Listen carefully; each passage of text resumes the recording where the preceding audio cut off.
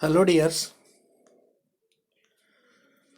हमारा जो टॉपिक है आज स्ट्रेंथ ऑफ मटेरियल का, इसमें हम स्टडी करेंगे फोर्स एंड इनके इफेक्ट।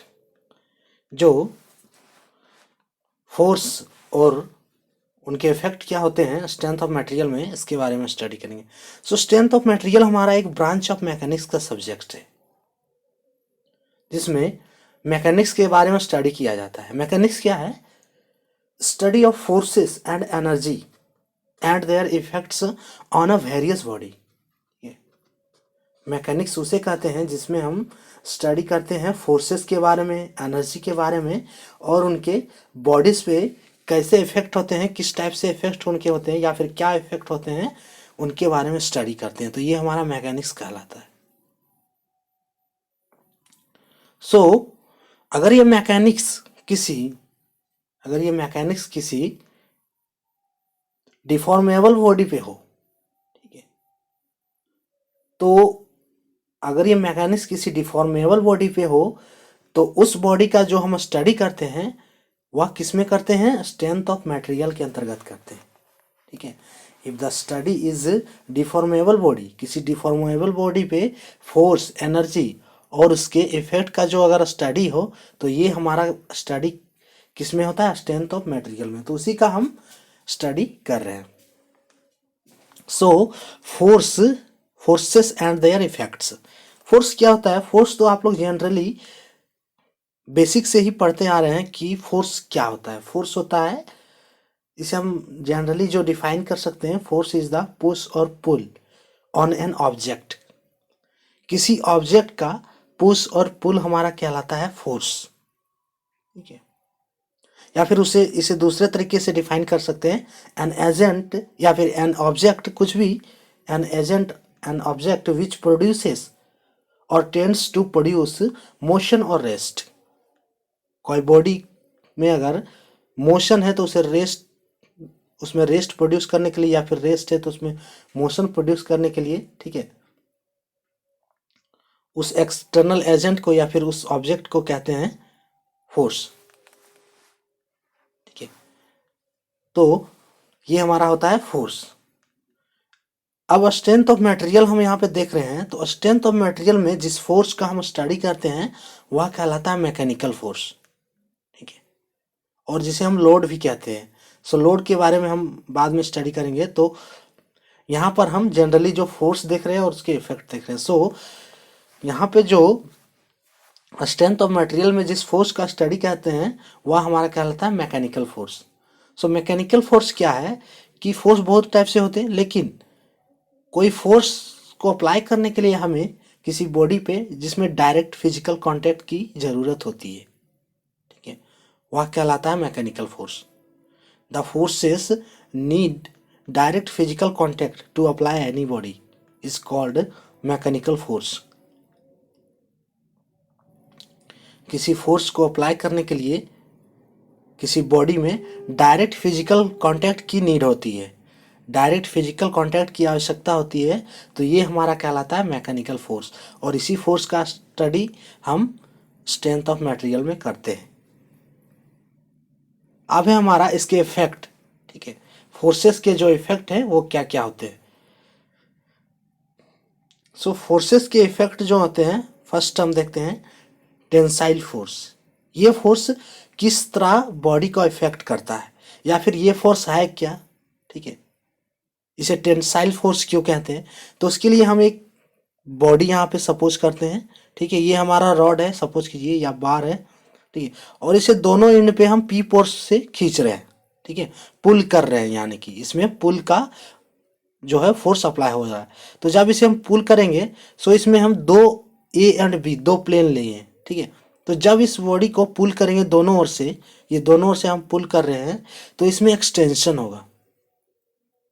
ठीक है, और फोर्स के इंक्रीजिंग के साथ ये जो एक्सटेंशन होगा, तो प्लेन ए एंड बी, इन दोनों के बीच का डिस्टेंस क्या होगा? बढ़ता जाएगा।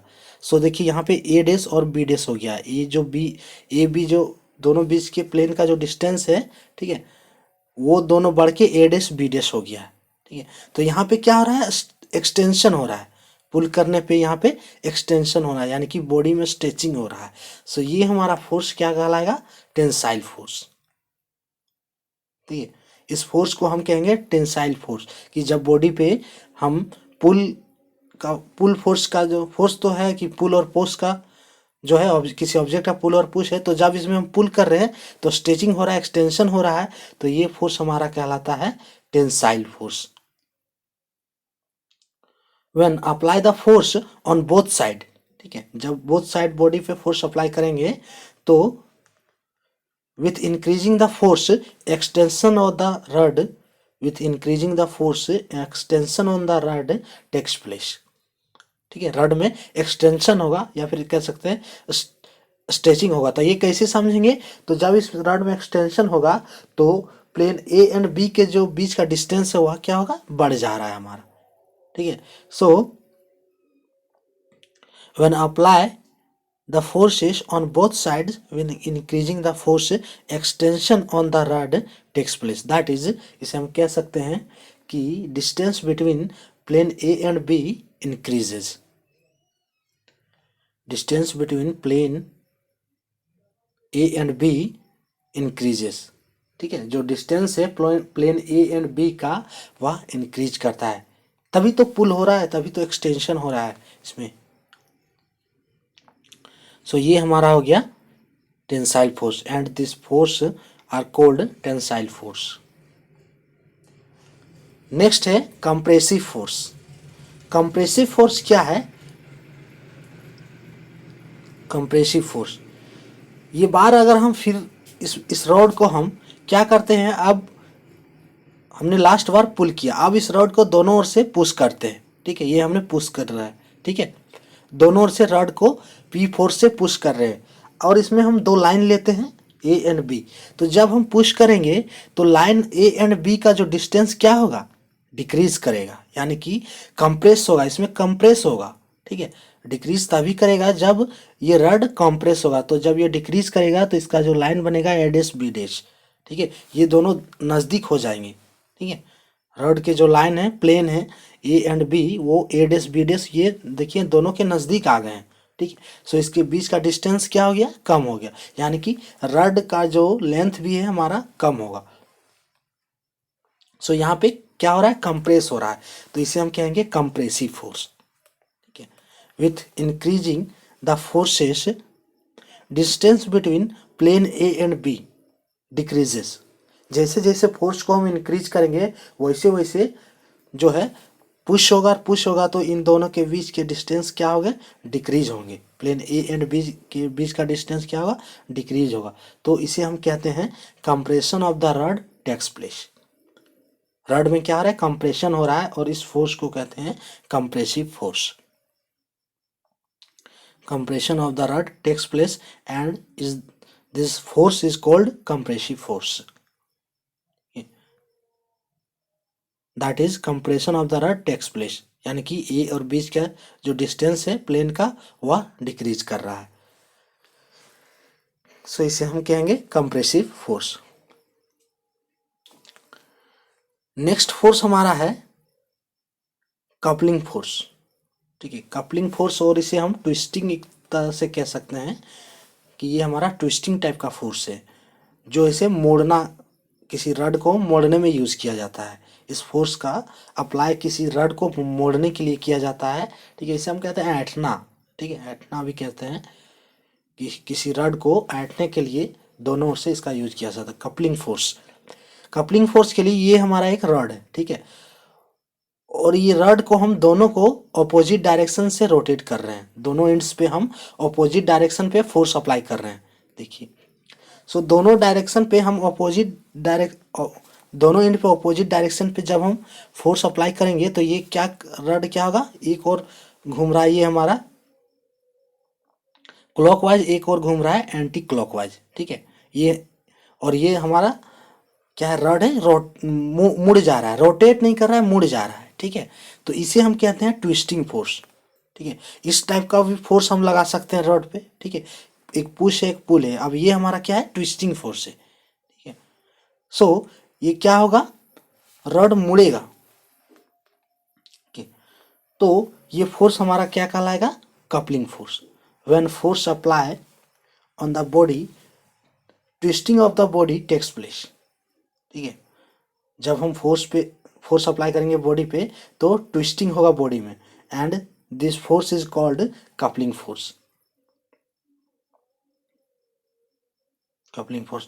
अब हम इसमें दोनों एंड पे जो फोर्स लगाएंगे, तो दोनों एंड पे जब हम फोर्स लगाएंगे तो ये क्या होगा, ट्विस्ट होगा और ये प्रोड्यूस करेगा टॉर्क। ठीक है, when apply force on both ends,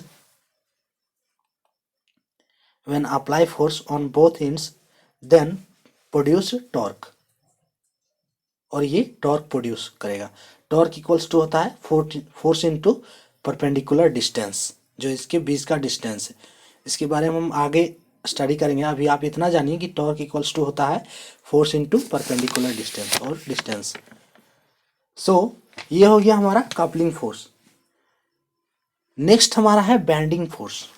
bending force क्या होता है, बेंडिंग नाम से ही पता चल रहा है कि इस फोर्स का हम यूज करते हैं किसी रॉड को या फिर किसी ऑब्जेक्ट को बेंड करने के लिए। ये देखिए हम इस पे, ये हमारा रॉड जो है बेंड हो रहा है। ठीक है, बेंड कैसे हो रहा है, यहाँ पे हम एक फोर्स अप्लाई कर रहे हैं, एक नहीं एक से अधिक भी फोर्स अप्लाई कर सकते हैं, तो हम यहाँ पे एक दिखाए हैं। ठीक है, आप डेफिनेशन में एक से अधिक भी लिख सकते हैं। सो यहाँ पे हमने लोड जो अप्लाई किया है, फोर्स अप्लाई किया है। ठीक है, और ये है डिस्टेंस, जहाँ पे फोर्स हमने अप्लाई किया है उन दोनों के बीच का डिस्टेंस है ए एंड बी,